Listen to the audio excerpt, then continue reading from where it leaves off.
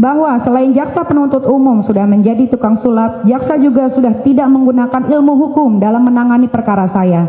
Tapi jaksa menggunakan ilmu dukun supranatural karena bisa menyimpulkan percakapan bertiga antara saya, Dr. Oki Pratama, dan Ismail Marzuki, melakukan kesepakatan untuk melakukan pengancaman dan pemerasan terhadap Reza Gladys. Terdakwa duduk di depan.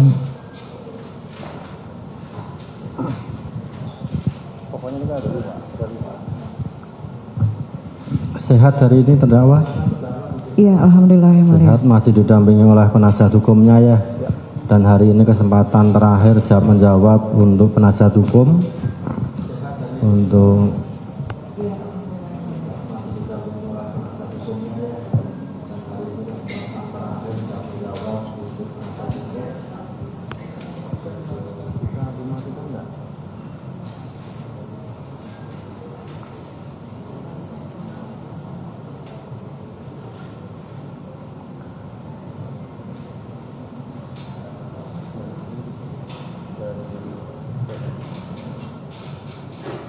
sudah siap? Sudah. Silakan. Izin yang mulia, boleh saya bacakan juga duplik yang saya bikin sendiri? Oh, mau dibaca punya terdakwa dulu? Mohon izin yang mulia, jika diperkenankan terdakwa yang membaca duluan, baru kami seperti itu. Silakan. Terima kasih. Bismillahirrahmanirrahim. Assalamualaikum warahmatullahi wabarakatuh. Majelis Hakim yang mulia, para pengunjung sidang yang terhormat, rekan-rekan media yang saya hormati.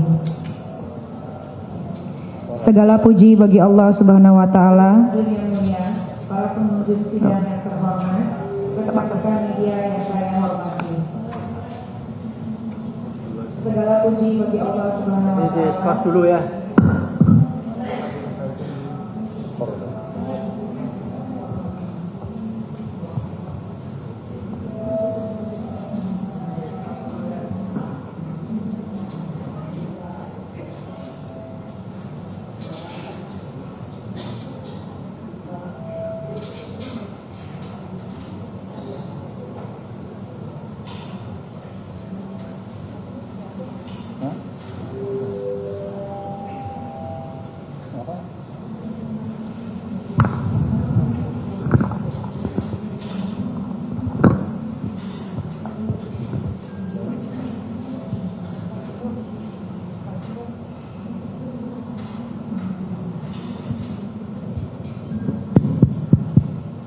Cek.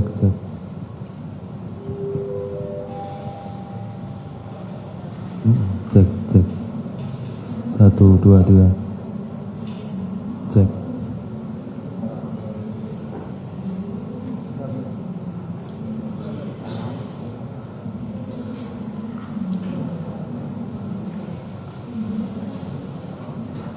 Cek. 1, 2, 3. Sidang dilanjutkan dan skos dicabut. Silakan terdakwa untuk melanjutkan pembacaan dupliknya. Ya, terima kasih yang mulia. Segala puji bagi Allah Subhanahu wa taala, Tuhan yang Maha Esa, yang sampai hari ini masih memberikan kesempatan kepada kita semua untuk dapat hadir di persidangan ini dalam rangka mencari dan menemukan keadilan dan kebenaran yang sebenar-benarnya tanpa ada intervensi dari pihak manapun. Pada kesempatan ini, saya menyampaikan penghargaan yang setinggi-tingginya atas kebijaksanaan, kearifan, ketegasan, dan netralitas Bapak Hakim yang dalam memeriksa dan mengadili perkara ini. Ketegasan dan netralitas Bapak Hakim yang mulia selama proses persidangan patut dijadikan teladan dalam penegakan hukum, sebab putusan yang akan dijatuhkan oleh Bapak Hakim yang mulia mencerminkan sebuah mahkota yang indah dipandang mata. Ketika pada saatnya nanti Bapak Hakim yang mulia dalam perkara ini menjatuhkan keputusannya, maka bertanyalah kepada hati nurani yang paling dalam, karena disitulah akan ada lahir sebuah kebenaran dan keadilan. Apakah adil jika saya melakukan perbuatan merepost atau mengunggah kembali postingan dari Dr. Samira mengenai produk skincare berbahaya, lalu saya disimpulkan melakukan tindak pidana, membuka rahasia, atau melakukan pengancaman? Apakah adil jika karena profesi saya sebagai artis atau public figure yang mengunggah kembali postingan dari Dr. Samira dengan menambahkan kalimat jangan membeli produknya karena membahayakan kulit walaupun yang jual seorang dokter yang dalam konteks membela kepentingan umum. Lalu saya juga dikatakan melakukan suatu perbuatan pidana. Dan apakah adil jika saya berkata yang sebenarnya tentang produk Glowing Booster Cell atau Salmon DNA yang ada jarum suntiknya, produk yang sama, yang overclaim, overpriced, tidak terdaftar di BPOM, dan diduga mengandung bahan berbahaya. Lalu saya juga dikatakan melakukan suatu perbuatan pidana. Oleh karenanya, melalui duplik ini, saya meminta dan memohon kepada Bapak Hakim yang mulia dalam menjatuhkan keputusannya kepada saya sesuai dengan kebenaran yang sebenar-benarnya. Bukan kebenaran fiktif seperti yang disampaikan oleh jaksa baik dalam surat tuntutannya maupun dalam repliknya. Majelis Hakim yang mulia, para pengunjung sidang yang terhormat, rekan-rekan media yang saya hormati. Jaksa penuntut umum dalam repliknya mengatakan saya melakukan acting dengan menyampaikan narasi fiktif. Kemudian jaksa juga mengatakan dalam repliknya bahwa saya pernah melakukan telepon bertiga kepada Dr. Oki Pratama dan Ismail Marzuki. Dalam percakapan itu, jaksa menyimpulkan bahwa saya, Dr. Oki Pratama dan Ismail Marzuki melakukan kesepakatan untuk mengancam dan memeras Reza Gladys. Terhadap hal yang disampaikan jaksa tersebut, saya menanggapinya sebagai berikut. Bahwa yang suka acting, membuat drama, dan suka membangun narasi fiktif dalam persidangan ini adalah jaksa. Karena dalam persidangan ini tidak pernah ada fakta mengenai isi percakapan di telepon bertiga antara saya dengan Dr. Oki Pratama dan Ismail Marzuki melakukan kesepakatan untuk mengancam dan memeras Reza Gladys. Bahwa jaksa jangan suka mengarang bebas sesuka hatinya, menyimpulkan sesuatu yang tidak pernah terungkap di persidangan. Di persidangan ini berdasarkan keterangan dari ahli digital forensik yang diajukan sendiri oleh jaksa yang bernama Rujit Kuswinoto SHAC dan seterusnya menjelaskan terhadap panggilan telepon tidak bisa dilakukan ekstraksi sehingga tidak diketahui isi percakapannya. Bahwa jika keterangan ahli digital forensik yang bernama Rujit Kuswinoto SHACE dan seterusnya di muka persidangan ini telah mengatakan terhadap panggilan telepon tidak bisa dilakukan ekstraksi sehingga tidak diketahui isi percakapannya, maka dari mana sebenarnya sumbernya jaksa bisa menyimpulkan bahwa dalam panggilan telepon bertiga antara saya, Dr. Oki Pratama dan Ismail Marzuki telah melakukan kesepakatan untuk melakukan pengancaman dan pemerasan terhadap Reza Gladys. Bahwa jaksa penuntut umum kayaknya sudah menjadi tukang sulap. Bayangkan telepon bertiga antara saya, Dr. Oki Pratama dan Ismail Marzuki bisa disulap jaksa menjadi sebuah kesepakatan untuk melakukan pengancaman dan pemerasan kepada Reza Gladys. Padahal di dalam persidangan ini tidak ada satupun saksi yang mendengarkan langsung isi percakapan tersebut. Isi percakapan itu hanya saya, Dr. Oki Pratama, Ismail Marzuki, dan Tuhan yang tahu. Kalau jaksa menyimpulkan ini percakapan itu adalah kesepakatan untuk melakukan pengancaman dan pemerasan terhadap Reza Gladys, maka pertanyaannya, jaksa mengetahuinya dari mana? Sedangkan dalam fakta persidangan ini tidak ada satupun saksi yang mengetahui isi percakapan itu. Bahkan ahli digital forensik yang bernama Rujit Kuswinoto, SHAC dan seterusnya yang dihadirkan jaksa di muka persidangan ini telah mengatakan panggilan telepon tidak bisa dilakukan ekstraksi sehingga tidak diketahui isi percakapannya. Bahwa selain jaksa penuntut umum sudah menjadi tukang sulap, jaksa juga sudah tidak menggunakan ilmu hukum dalam menangani perkara saya. Tapi jaksa menggunakan ilmu dukun supranatural karena bisa menyimpulkan percakapan bertiga antara saya, Dr. Oki Pratama, dan Ismail Marzuki melakukan kesepakatan untuk melakukan pengancaman dan pemerasan terhadap Reza Gladys. Padahal di dalam persidangan ini tidak pernah ada bukti maupun fakta tentang hal itu. Coba jaksa penuntut umum buktikan lagi di muka persidangan ini mana isi ekstrasi dalam percakapan bertiga antara saya, Dr. Oki Pratama, dan Ismail Marzuki pada tanggal 27 Oktober 2024 pukul 18.07 selama 7 menit 40 detik yang mengatakan bahwa saya, Dr. Oki Pratama, dan Ismail Marzuki melakukan kesepakatan untuk mengancam dan memeras Reza Gladys. bahwa adanya riwayat panggilan telepon bertiga antara saya, Dr. Oki, dan Ismail Marzuki pada tanggal 27 Oktober pada pukul 18.07 selama 7 menit 40 detik hanya membuktikan bahwa benar adanya komunikasi kami bertiga, tapi tidak membuktikan isi percakapan yang ada dalam pada panggilan telepon tersebut adalah suatu kesepakatan antara saya, Dr. Oki Pratama, Ismail Marzuki untuk mengancam dan memeras Reza Gladys. Bahwa yang artiskan saya, tapi kenapa jaksa penuntut umum yang melakukan acting seolah-olah menyimpulkan dalam panggilan telepon bertiga antara saya dan Dr. Oki Pratama dan Ismail Marzuki telah melakukan kesepakatan untuk melakukan pengancaman dan pemerasan terhadap Reza Gladys. Padahal berdasarkan keterangan ahli digital forensik yang diajukan sendiri oleh jaksa yang bernama Rujit Kuswinoto SH Aceh dan seterusnya, di muka persidangan ini menjelaskan terhadap panggilan telepon tidak bisa dilakukan ekstraksi sehingga tidak diketahui isi percakapannya. Apakah jaksa penuntut umum ingin menjadi artis juga? Kalau mau menjadi artis, belajar dulu yang benar supaya tidak mencantumkan fakta-fakta yang manipulatif. Bahwa dengan demikian terbukti yang melakukan akting dan drama dengan menyampaikan narasi-narasi fiktif dalam persidangan ini adalah jaksa penuntut umum, karena jaksa penuntut umum mencantumkan fakta yang tidak pernah terungkap di persidangan dan tidak didukung dengan alat bukti lainnya, sehingga tidak dapat diterima kebenarannya. Oleh karenanya mohon kepada Bapak Hakim yang mulia menolak tuntutan dan replik jaksa penuntut umum. Majelis Hakim yang mulia, para pengunjung sidang yang terhormat, rekan-rekan media yang saya hormati. Jaksa penuntut umum dalam repliknya mengatakan Reza Gladys tidak pernah meminta tolong dengan Ismail Marzuki. Reza Gladys menyerahkan uang 4 miliar kepada saya melalui Ismail Marzuki karena merasa terancam, bukan karena Reza Gladys meminta tolong. Terhadap hal yang disampaikan jaksa tersebut, saya menanggapinya sebagai berikut. Bahwa dalam repliknya, jaksa penuntut umum menyebutkan akan menyadarkan saya melalui fakta persidangan dengan kalimat sebagai berikut. Bahwa jaksa penuntut umum akan menyadarkan terdakwa Nikita Mirzani melalui fakta persidangan bahwa saksi Reza Gladys tidak pernah meminta tolong kepada saksi Ismail Marzuki untuk dipertemukan dengan terdakwa Nikita Mirzani. Bahwa jaksa penuntut umum sudah melakukan kebohongan di persidangan ini dengan membangun narasi-narasi fiktif, karena dalam persidangan ini saya mengajukan bukti rekaman percakapan antara Ismail Marzuki dan Reza Gladys yang narasi kalimatnya saya kutip sebagai berikut.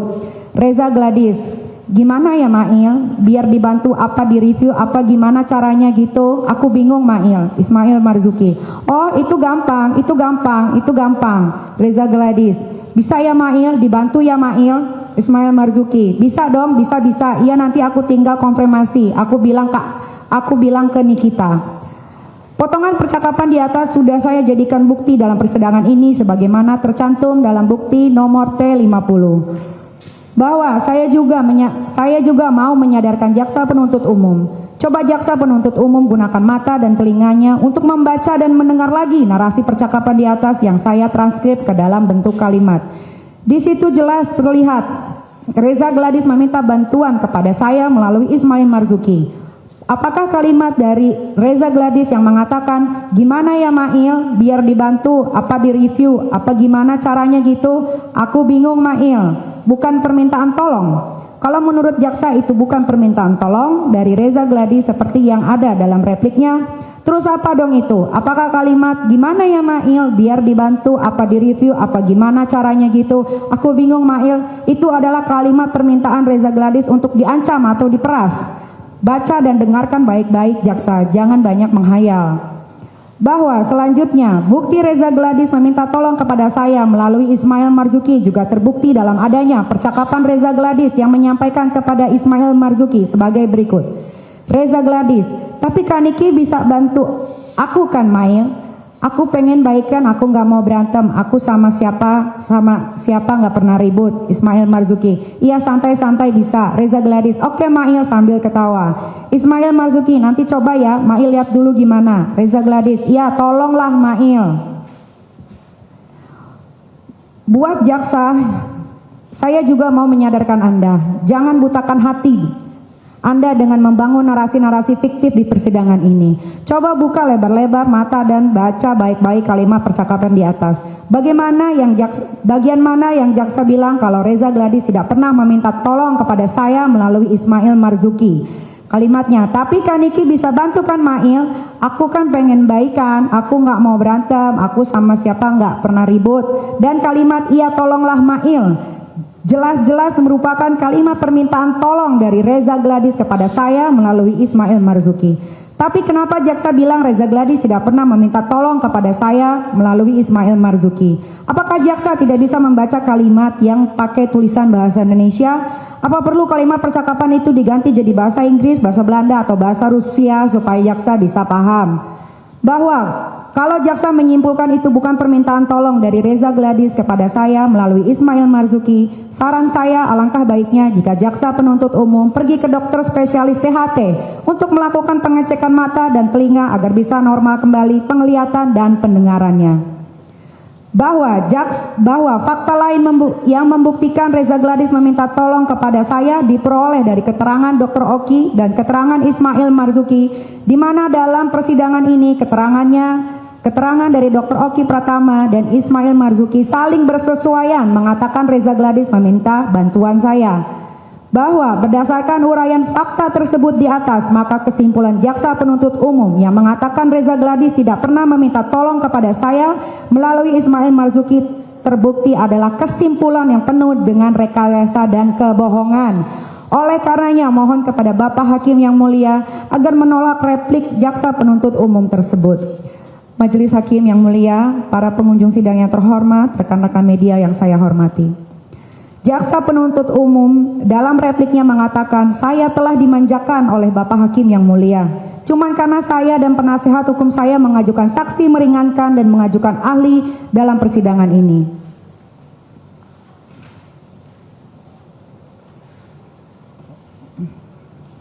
Terhadap hal yang disimpulkan jaksa tersebut, saya menanggapinya sebagai berikut. Bapak Hakim yang mulia, saya sebagai orang yang tidak memahami hukum ketawa ngakak melihat dalil yang disampaikan jaksa dalam repliknya. Saya merasa heran dengan dalil jaksa tersebut yang mengatakan bahwa Bapak Hakim yang mulia memanjakan saya dan penasihat hukum saya hanya karena saya dan penasihat hukum saya mengajukan saksi meringankan dan ahli di persidangan ini. Pertanyaan jaksa tersebut membuat institusi Kejaksaan Agung Republik Indonesia telah tercoreng marwah dan wibawanya. Baru kali ini saya mendengar ada jaksa yang menyimpulkan jika terdakwa mengajukan saksi meringankan dan mengajukan saksi ahli dalam persidangan dikatakan sebagai sebuah perbuatan majelis hakim yang mulia dalam rangka memanjakan seorang terdakwa dan penasihat hukumnya. Sungguh miris melihat dan mendengar pertanyaan dari jaksa tersebut. Terlihat seolah-olah jaksa merasa berkuasa, tidak boleh ada terdakwa dan penasihat hukumnya yang menghadirkan saksi meringankan dan saksi ahli. Pokoknya semua saksi dan ahli hanya boleh diajukan oleh jaksa. Bahwa sejak kapan aturan hukum di negeri Republik Indonesia ini menyatakan kalau terdakwa dan penasihat hukumnya mengajukan saksi meringankan dan mengajukan ahli disimpulkan sebagai sebuah bentuk perbuatan majelis hakim dalam rangka memanjakan seorang terdakwa dan penasihat hukumnya. Jaksa silakan bikin aturan hukum sendiri saja supaya bisa sesuka hati mempermainkan hukum. Pertanyaan seperti itu bukan hanya tidak pantas tapi juga menunjukkan betapa dangkalnya pemahaman jaksa terhadap hukum acara pidana di negeri ini. Kalau jaksa penuntut umum tidak paham mengenai hukum acara pidana di Indonesia, mengenai hak terdakwa dan penasihat hukumnya mengajukan saksi meringankan atau ahli di persidangan, sebaiknya jangan menangani perkara saya karena sikap jaksa penuntut umum ini sudah mencoreng, membuat malu dan merendahkan marwah dan wibawa dari Kejaksaan Agung Republik Indonesia. Bahwa setahu saya dalam hukum acara pidana, terdakwa dan penasihat hukumnya diberikan oleh KUHP untuk menghadirkan saksi meringankan atau saksi ahli di dalam persidangan. Dalam perkara ini saya dan penasihat hukum saya menggunakan haknya untuk mengajukan saksi meringankan, saksi ahli seperti tertulis dalam pasal 65 KUHP yang berbunyi, terdakwa atau penasihat hukumnya berhak untuk mengusahakan dan mengajukan saksi atau orang lain yang dapat memberikan keterangan yang menguntungkan bagi dirinya. bahwa saudara jaksa terbiasa menangani perkara yang terdakwa dan penasehat hukumnya selalu mengikuti apa kemauan dari jaksa, sehingga ketika jaksa mendapat saya dan penasehat hukum saya yang melakukan perlawanan dan mengajukan saksi meringankan atau saksi ahli dan disetujui oleh Bapak Hakim yang mulia, langsung dianggap sebagai bentuk sikap yang manja dan spesial yang diberikan oleh Bapak Hakim yang mulia. Bahwa saya menghadirkan saksi meringankan dan saksi ahli dalam persidangan ini adalah hak hukum saya yang dijamin oleh KUHP, bukan bentuk perbuatan majelis hakim dalam rangka memanjakan saya dan penasehat hukum saya. Pertanyaan jaksa tersebut merupakan bentuk pelecehan terhadap independensi, martabat, dan marwah peradilan. Karena dengan entengnya jaksa menuduh Bapak Hakim yang mulia tidak adil, hanya karena Bapak Hakim yang mulia memberikan ruang kepada saya untuk membela diri dengan cara menggunakan hak hukum saya dan penasehat hukum saya menghadirkan saksi meringankan dan saksi ahli. Bahwa selain itu, pertanyaan dari jaksa juga seolah menegaskan dirinya bahwa saudara jaksa yang paling berkuasa di sini, bukan Bapak Hakim yang mulia yang mengadili perkara ini. Jaksa mendeklar tidak boleh ada pihak-pihak yang mengajukan bukti, saksi meringankan dan saksi ahli selain dari jaksa. Saudara jaksa yang mengasumsikan peradilan ini adalah miliknya. Hanya jaksa yang boleh diberi kesempatan oleh Bapak Hakim yang mulia untuk mengajukan bukti, saksi dan ahli. Terdakwa dan penasehat hukumnya tidak boleh dan dilarang untuk mengajukan bukti, saksi meringankan dan ahli. Bahwa kalau saya dan penasehat hukum saya diberikan kesempatan oleh Bapak Hakim yang mulia untuk menghadirkan saksi meringankan dan saksi ahli disebut sebagai sebuah bentuk perbuatan majelis hakim dalam rangka memanjakan saya dan penasehat hukum saya, maka untuk apa kita punya KUHP? Apa persidangan ini tidak menggunakan KUHP? Kalau tidak menggunakan KUHP, kita bakar saja KUHP-nya itu agar jaksa boleh mengklaim hanya dirinya yang boleh didengar di setiap persidangan pidana. Yang lain tidak boleh didengarkan di pengadilan. Bahwa pertanyaan saudara jaksa tersebut hanya memperlihatkan argonasinya, tapi juga memperlihatkan mentalitas otoriter, kesewenangan-wenangan yang ingin menutup ruang pembelaan bagi saya dan penasehat hukum saya. Jaksa hanya ingin dia saja yang didengar dalam persidangan ini, sehingga menyimpulkan usaha saya menghadirkan saksi meringankan dan saksi ahli dan disetujui oleh Bapak Hakim yang mulia sebagai bentuk perbuatan hakim yang mulia dalam rangka memanjakan saya dan penasehat hukum saya. Bahwa pertanyaan saudara jaksa yang mengatakan Bapak Hakim yang mulia telah memanjakan saya dan penasehat hukum saya karena saya dan penasehat hukum saya menghadirkan saksi meringankan dan saksi ahli dalam persidangan ini adalah bentuk ketakutan jaksa karena argumentasi pembelaan saksi dan ahli yang saya ajukan di persidangan ini lebih masuk akal dan logis. Ahli yang diajukan jaksa dalam persidangan ini pada saat diperiksa hampir semuanya tidak logis. Terlebih lagi ahli ITE dari jaksa yang bernama Anin Dito Eskom dan seterusnya, ketika saya dan penasehat hukum saya bertanya, jawabannya semua tidak tahu dan hanya pelanga-pelongo. Begitupun dengan ahli TPPU bernama Muhammad Novian SHMA yang dihadirkan jaksa di muka persidangan ini. Ketika saya dan penasehat hukum saya bertanya, jawabannya hampir semua tidak tahu. Bahwa jika saya dan penasehat hukum saya dikatakan oleh jaksa telah dimanjakan Bapak Hakim yang mulia, lalu bagaimana dengan sikap jaksa yang selalu membangkang dengan perintah hakim, di mana pada saat proses pembuktian Bapak Hakim yang mulia memerintahkan kepada jaksa agar setiap sidang membawa saksi 5 orang saksi, tapi oleh jaksa membawa 2 atau 3 setiap sidang.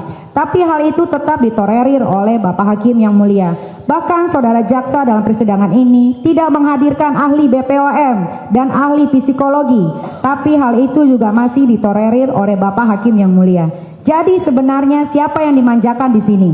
Kalau mengikuti hukum acara pidana yang sebenarnya, harusnya jaksa memaksa ahli BPOM dan ahli psikologi untuk datang ke persidangan ini, bukan malah membiarkan seolah tidak terjadi apa-apa. Jadi kesimpulannya, saudara jaksa jangan merasa berkuasa di dalam persidangan ini, sehingga menyimpulkan usaha saya menghadirkan saksi meringankan dan ahli lalu disetujui oleh Bapak Hakim yang mulia, dianggap sebagai bentuk perbuatan Bapak Hakim yang mulia dalam rangka memanjakan saya dan penasehat hukum saya. Persidangan ini milik para pencari keadilan, bukan milik saudara jaksa, karena sebenarnya saudara jaksa lah yang sudah diberikan hak istimewa dan dimanjakan oleh Bapak Hakim yang mulia. Jangan berlagak seperti orang kehilangan akal sehatnya. Jejak digital mengenai perbuatan jaksa yang tidak sopan dalam perkara saya ini masih banyak di sosial media. Bahwa berdasarkan uraian tersebut di atas, maka kesimpulan jaksa penuntut umum yang mengatakan usaha saya menghadirkan saksi meringankan dan saksi ahli sebagai bentuk perbuatan Bapak Hakim yang mulia dalam rangka memanjakan saya dan penasihat hukum saya adalah kesimpulan yang mengandung rekayasa dan kebohongan yang nyata. Oleh karena itu, Bapak Hakim yang mulia harus menolaknya. Majelis Hakim yang mulia, para pengunjung sidang yang terhormat, rekan-rekan media yang saya hormati.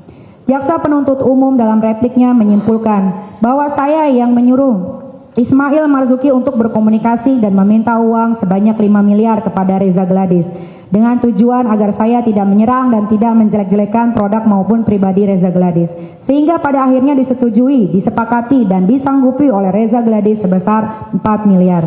Terhadap hal yang disampaikan jaksa tersebut saya menanggapi sebagai berikut.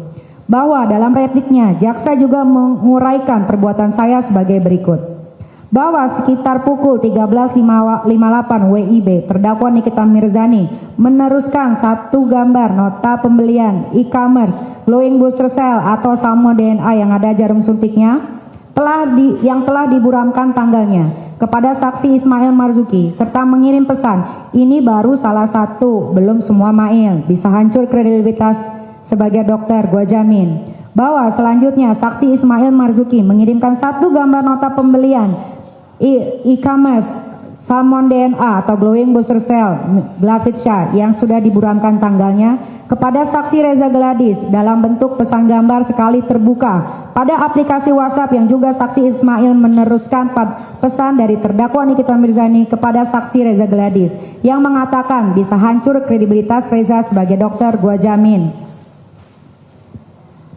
Bahwa uraian jaksa penuntut umum seperti yang ada dalam repliknya tersebut merupakan cerita fiktif, karangan belakang, manipulasi, dan fakta yang penuh dengan kebohongan. Karena berdasarkan keterangan Ismail Marzuki di persidangan ini, Ismail mengakui tidak pernah memberitahukan kepada saya mengenai hal-hal apa saja yang Ismail sampaikan dalam percakapan kepada Reza Gladys. Ismail Marzuki mengakui di persidangan ini tidak pernah mendapatkan perintah apapun dari saya, apalagi perintah untuk menyuruh Ismail Marzuki meneruskan pesan WhatsApp kepada Reza Gladys. Ismail Marzuki mengakui di persidangan ini bahwa perbuatannya yang meneruskan pesan tersebut kepada Reza Gladys adalah inisiatifnya sendiri tanpa ada perintah atau arahan dari saya. Semua narasi-narasi kalimat percakapan Ismail Marzuki yang dikirimkan ke Reza Gladys dilakukan atas dasar inisiatifnya sendiri, termasuk meneruskan pesan pribadi saya kepada Reza Gladys yang kalimatnya bisa hancur kredibilitas Reza Gladys, gua jamin. Itu juga adalah inisiatif dari Ismail Marzuki. Di dalam bukti percakapan antara Ismail Marzuki dengan Reza Gladys tertanggal 14 November 2024 pukul 14 WIB sampai 14.20 WIB tidak terdapat adanya riwayat pengiriman gambar nota pembelian e-commerce glowing booster cell yang diburamkan tanggalnya. Seharusnya jika jaksa mengatakan Ismail Marzuki mengirimkan satu gambar nota pembelian e-commerce salmon DNA yang ada jarum suntiknya yang telah diburamkan tanggalnya kepada saksi Reza Gladys dalam bentuk pesan gambar sekali terbuka pada aplikasi WhatsApp, maka dalam riwayat chat aplikasi WhatsApp tersebut harusnya masih ada tertinggal jejak bekas pengiriman gambar. Akan tetapi faktanya di dalam riwayat chat aplikasi WhatsApp tersebut sama sekali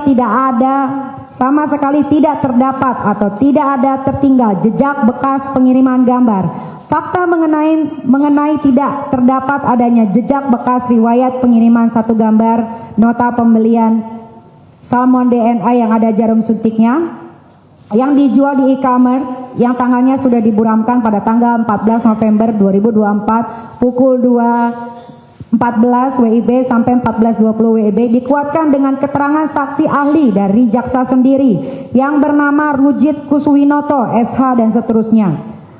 Mohon kepada Bapak Hakim yang mulia memeriksa kembali riwayat percakapan antara Ismail Marzuki dengan Reza Gladys pada tanggal 14 November 2024 pukul 14 WIB sampai dengan pukul 14.20 WIB.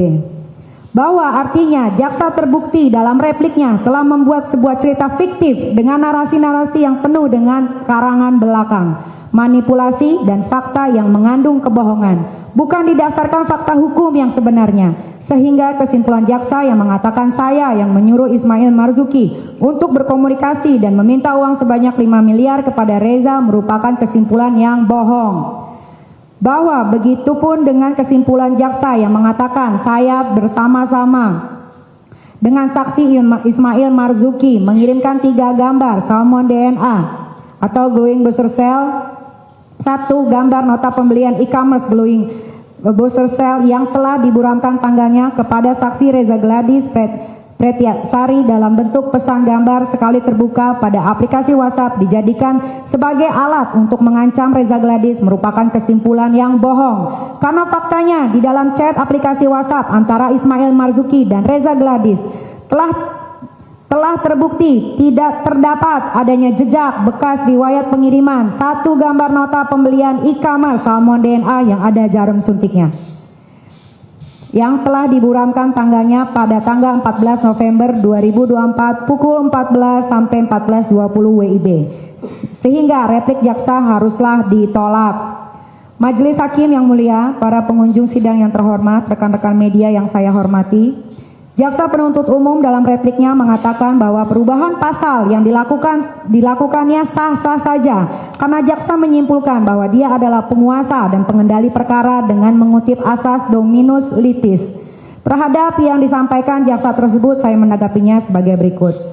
Bahwa jaksa tidak memiliki ilmu pengetahuan hukum yang cukup mengenai asas dominus litis dalam hukum pidana. Jika semua jaksa modelannya begini, dapat dipastikan penegakan hukum di Indonesia menjadi carut-marut dan kacau balau disebabkan minimnya dan dangkalnya ilmu hukum yang dimiliki oleh jaksa. Sebenarnya saya juga tidak ingin menanggapi, walaupun saya bukan sarjana hukum yang memiliki pengetahuan di bidang hukum, tapi saya juga berbaik hati dan agar jaksa bertambah ilmu pengetahuannya, maka saya akan menjelaskan apa sebenarnya maksud dari asas dominus litis. Bahwa setahu saya, dominus litis yang dimiliki oleh jaksa memiliki beberapa implikasi penting. Pertama, menjamin konsistensi penegakan hukum. Artinya, jaksa dapat memastikan bahwa hukum ditegakkan secara konsisten sesuai dengan prinsip keadilan. Kedua, mencegah intervensi dari pihak eksternal. Dalam hal ini menegaskan independensi kejaksaan dalam menangani perkara pidana, sehingga meminimalisir potensi intervensi dari pihak lain yang dapat mempengaruhi proses peradilan. Ketiga, mendorong keadilan restoratif dengan adanya kewenangan untuk menghentikan perkara dengan alasan tertentu. Jaksa dapat menerapkan prinsip keadilan restoratif guna menyelesaikan perkara pidana secara lebih humanis dan efisien. Bahwa asas dominus litis artinya pihak yang mengendalikan proses jalannya perkara. Asas ini dipakai jaksa sebagai pengendali perkara. Maksudnya adalah memberikan kebebasan bagi jaksa untuk menentukan apakah suatu perkara layak untuk dilimpahkan ke pengadilan atau tidak. Apakah perkara itu cukup bukti atau tidak. Apakah perbuatan itu merupakan perbuatan pidana atau tidak. Itulah fungsi dari asas dominus litis yang sebenarnya, bukan seperti yang dijelaskan jaksa dipakai dengan sewenang-wenang untuk merubah pasal. Pertanyaan jaksa dalam repliknya tersebut yang telah salah menafsirkan asas dominus litis menyebabkan penyalahgunaan kekuasaan yang dilakukan oleh jaksa seperti message prostitution. Jaksa dapat menggunakan kewenangannya untuk menekan atau mengintimidasi seseorang melalui proses hukum.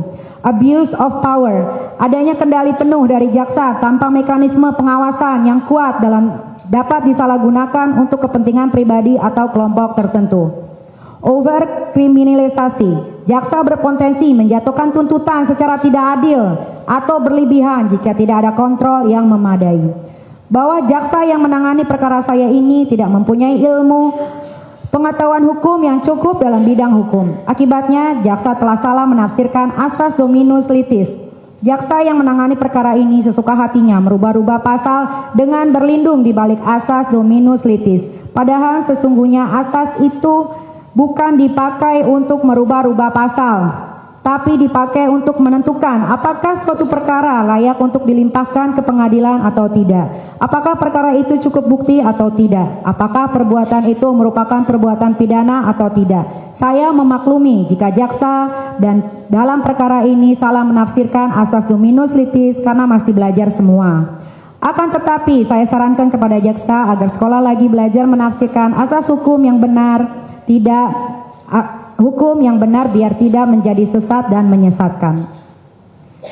Bahwa kalau jaksa menggunakan pasal 144 KUHP sebagai dasar merubah pasal dalam surat dakwaan dan tuntutannya, maka pada waktu proses penyidikan di kepolisian, Anda sebagai penguasa dan pengendali perkara seharusnya menyuruh penyidik untuk tidak melakukan proses penyidikan terhadap dugaan tindak pidana pencemaran nama baik dan pemerasan melalui media elektronik.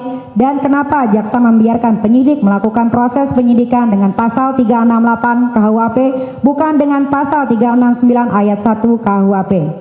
Bapak Hakim yang mulia, jaksa yang menangani perkara saya ini sombong dan kurang ajar. Tidak sadar diri kalau mereka rata-rata sekolahnya masih sampai di tingkat sarjana semua. Mereka memperlihatkan arogansinya dan kesewenang-wenangannya di sini seakan-akan merekalah yang paling berkuasa dan boleh mengatakan apa saja kepada saya dan penasehat hukum saya. Kepada Bapak Jaksa Agung RI, seharusnya jaksa yang tidak bermoral dan tidak beretika seperti ini jangan lagi dipakai. Kalau bisa dipecat saja semuanya. Karena hanya menjatuhkan marwah dan wibawa dari institusi kejaksaan Republik Indonesia. Kemudian jaksa penuntut umum dalam repliknya juga mengatakan, saya tidak tahu membaca dan akan membawa saya ke taman baca. Dalil ini juga bentuk serangan-serangan personal dari jaksa penuntut umum kepada saya. Justru sebaliknya, yang harus belajar membaca adalah jaksa. Kalau bisa jaksa belajar baca dan belajar hukum pidana lagi ke luar negeri seperti ke Amerika, Inggris, Belanda, biar tidak salah menafsirkan dan menerapkan asas-asas hukum pidana dalam praktek peradilan. Bahwa dalam repliknya, jaksa terlalu banyak menyerang pribadi saya dan penasehat hukum saya, sehingga terlihat jaksa tidak menanggapi baik nota pembelaan pribadi saya maupun nota pembelaan dari penasehat hukum saya. Serangan pribadi jaksa penuntut umum kepada saya dan penasehat hukum saya membuktikan bahwa jaksa sudah kehabisan argumentasi, sudah kehabisan akal, dan sudah kehabisan cara membantah seluruh dalil-dalil yang ada dalam nota pembelaan penasehat hukum saya, sehingga menyerang pribadi penasehat hukum saya dan mengatakan tidak paham hukum dan penasehat hukum saya harus sekolah dan belajar lagi. Ada masalah apa Anda, saudara jaksa? Kalau ada masalah pribadi di rumah, selesaikan secepatnya di rumah. Jangan dibawa-bawa ke persidangan.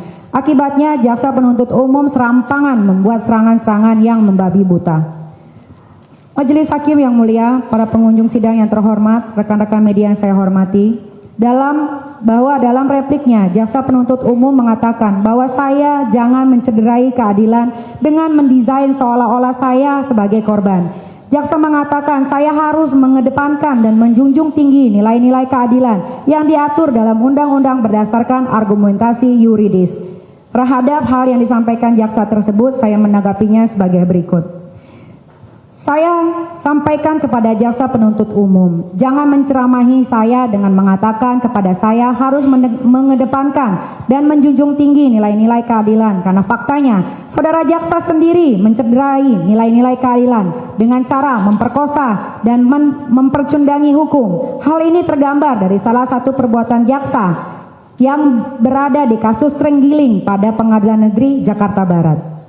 Di kasus Trenggiling, jaksa yang menangani perkara tersebut sama dengan jaksa yang menangani perkara saya. Dalam kasus Trenggiling tersebut, jaksa telah menuntut terdakwa Rizky Julpratomo bin Bambang Sumardiko dengan tuntutan 1 tahun penjara dan denda 20 juta. Padahal pidana yang ada di dalam pasal 21 ayat 2 huruf C junto pasal 40A ayat 1 huruf F Undang-Undang Nomor 32 Tahun 2024 tentang perubahan atas Undang-Undang Nomor 5 Tahun 1990 junto pasal 55 ayat 1 ke 1 KUHP ancamannya minimal 3 tahun penjara dan maksimal 5 tahun penjara. Fakta ini membuktikan bahwa jaksa telah melakukan malpraktek hukum karena melakukan perbuatan menyimpang dari hukum yang berlaku.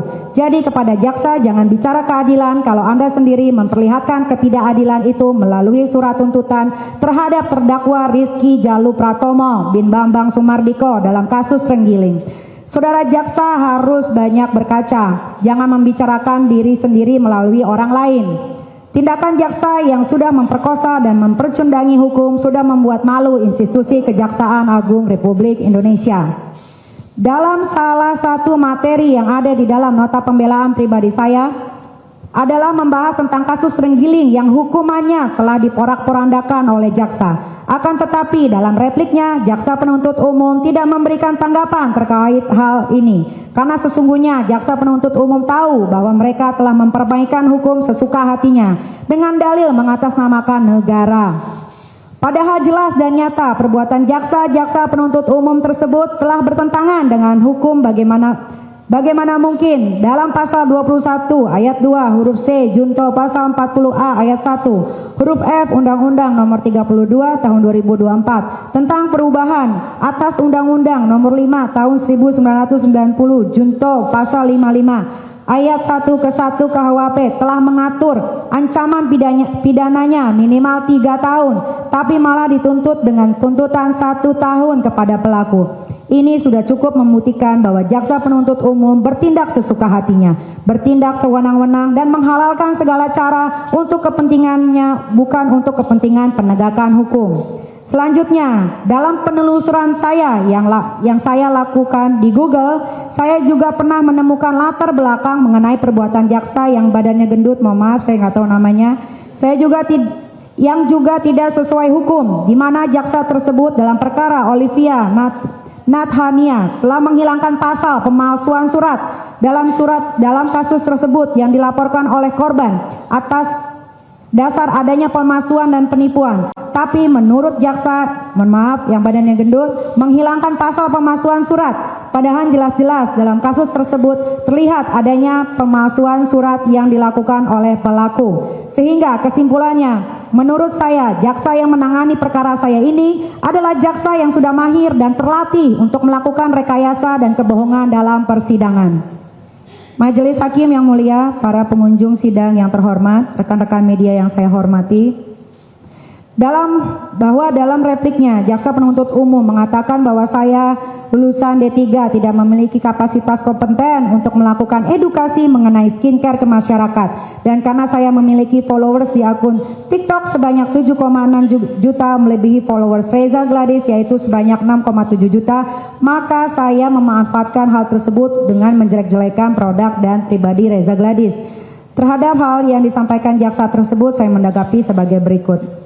Sesuai Undang-Undang Perlindungan Konsumen, tidak ada syarat khusus yang mengatakan bahwa artis tidak memiliki kapasitas atau kompeten untuk melakukan edukasi kepada masyarakat mengenai adanya skincare yang berbahaya. Dalam Undang-Undang Perlindungan Konsumen tersebut juga tidak ada larangan bagi artis untuk melakukan review terhadap produk skincare yang berbahaya. Siapapun boleh melakukannya. Coba jaksa tunjukkan di persidangan ini pasal mana, ayat berapa, dan undang-undang apa yang berlaku di negeri ini yang melarang artis melakukan review terhadap skincare yang berbahaya.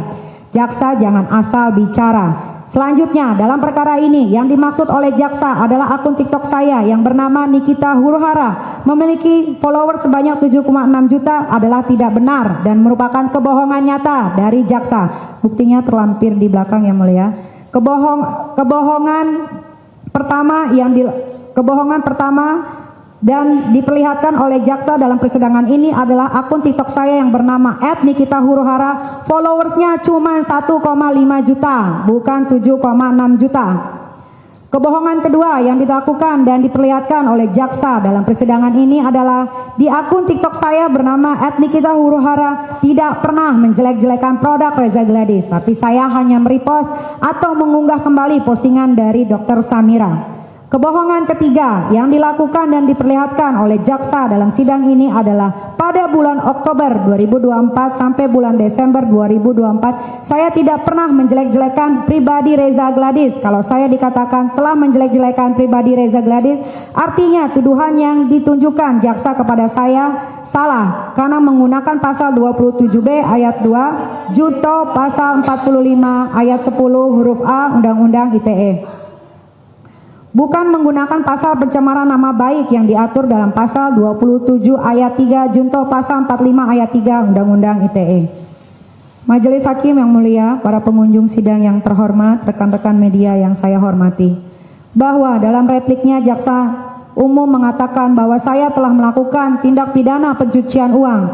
Terhadap hal yang disampaikan tersebut, saya menanggapinya sebagai berikut. Bahwa berdasarkan hukum yang terungkap di persidangan, tidak ada upaya saya ingin menyamarkan atau menyembunyikan asal-usul harta kekayaan. Sangat tidak mungkin saya dikatakan menyamarkan atau menyembunyikan harta kekayaan melakukan tindak pidana pencucian uang. Jika uang sebesar 2 miliar ditransfer Reza Gladys ke rekening PT Bumi Parawisesa, tertulis jelas notifikasinya adalah nama saya dan uang itu diperoleh dari hasil adanya sebuah kesepakatan kerjasama tentang permintaan Reza Gladys agar dibantu memulihkan nama baiknya karena sudah dijelek-jelekan oleh Dr. Samira atau Doktif di media sosial.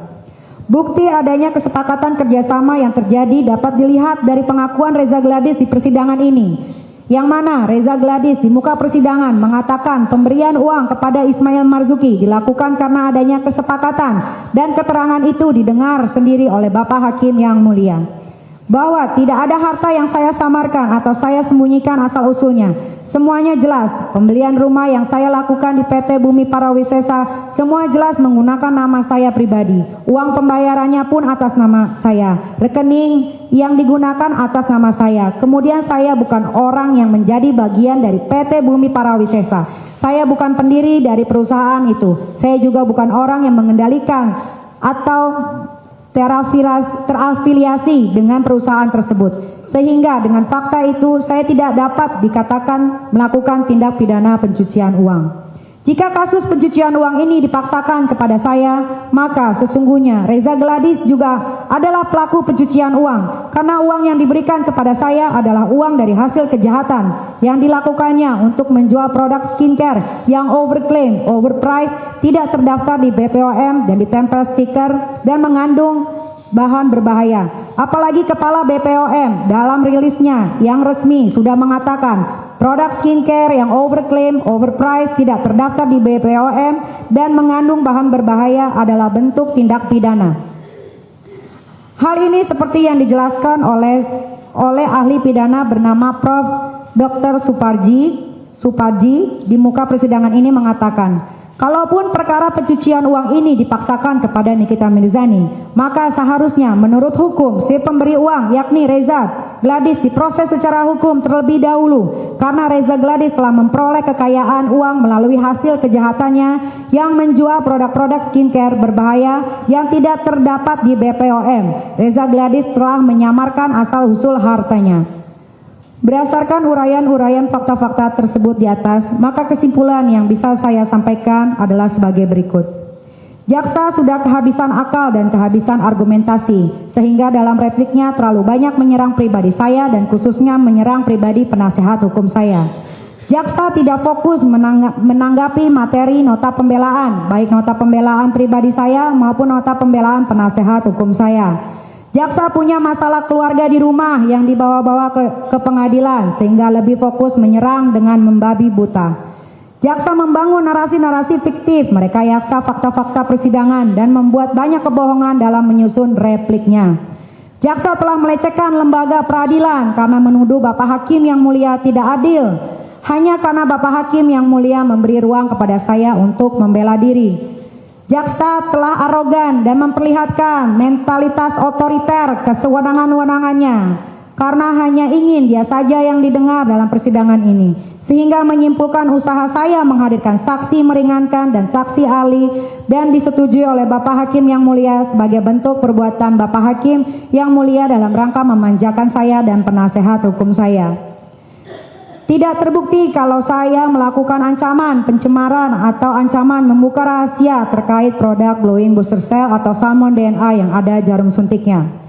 Tidak terbukti kalau saya melakukan tindak pidana pencucian uang karena faktanya uang tersebut diperoleh dari hasil kesepakatan, kerjasama, dan ditransfer ke rekening PT Bumi Parawisesa dengan tujuan mencantumkan nama saya. Di samping itu, saya bukan orang yang menjadi bagian dari PT Bumi Parawisesa. Saya bukan pendiri dari perusahaan itu, saya juga bukan orang yang mengendalikannya atau terafiliasi dengan perusahaan tersebut. Sehingga dengan fakta itu saya tidak dapat dikatakan melakukan tindak pidana pencucian uang.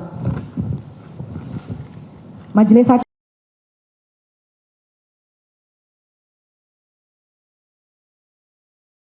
repliknya jaksa penuntut umum mengatakan bahwa sejak awal tahun 2024 Reza Gladys sudah tidak menjual lagi produk salmon DNA di e-commerce. Tapi ternyata Allah membuka kebohongan jaksa dan Reza Gladys. Di akhir persidangan ini saya menemukan bukti bahwa pada tanggal 2 November 2024 Reza Gladys masih menjual produk Glowing Booster Cell atau salmon DNA di e-commerce tersebut. Dalam duplik ini saya lampirkan buktinya. Jika dikatakan sejak awal 2024 produk itu tidak dijual lagi, maka artinya Reza Gladys telah memberikan keterangan bohong dalam persidangan ini. Karena faktanya pada tanggal 2 November 2024 Reza Gladys masih menjual produk itu di e-commerce, berarti live TikTok Nikita Mirzani tanggal 14 Oktober 2024 mengatakan sejak 2024 masih menjual produk di e-commerce, sehingga kesimpulan jaksa yang mengatakan sejak awal 2024 Reza Gladys sudah tidak menjual lagi produk Glowing Booster Cell di e-commerce adalah kesimpulan bohong. Selanjutnya, jaksa juga mengatakan saya menerima uang dari Rahmania Putria sebesar 350 juta sebagai bentuk modus operandi. Hal tersebut tidak benar dan tidak ada kaitannya dengan permasalahan ini karena uang 350 juta itu yang diberikan Rahmania Putria untuk menggantikan utangnya kepada saya, dan fakta ini dibenarkan serta diakui oleh Rahmania Putria di persidangan ini.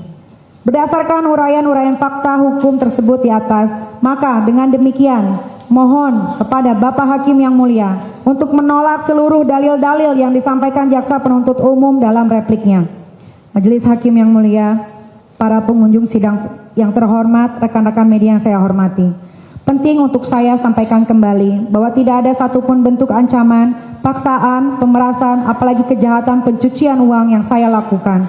Semua peristiwa hukum ini bermula dari keinginan Reza Gladys yang meminta bantuan kepada saya melalui sahabat saya Ismail Marzuki untuk diperbaiki nama baiknya dan produknya karena sudah direview oleh Samira dengan jelek di sosial media. Dalam perkara ini terdapat banyak sekali kejanggalannya. Ancaman pencemaran tidak terbukti, ancaman membuka rahasia tidak terbukti, pemerasan tidak terbukti. Bukti-bukti dan fakta-fakta dalam persidangan ini semua mengarah kepada adanya kesepakatan kerjasama yang dibangun atas nama bisnis. Hal ini terbukti dari adanya percakapan antara Reza Gladys yang dengan cengengesan dan hati gembira berbicara dengan Ismail Marzuki. Kemudian terbukti juga dengan adanya chat WhatsApp dari Reza Gladys kepada Ismail Marzuki yang meminta tolong kepada Ismail Marzuki agar bisa dipertemukan dengan saya. Tidak ada unsur pemaksaan yang saya lakukan karena faktanya saya tidak pernah berkomunikasi langsung dengan Reza Gladys.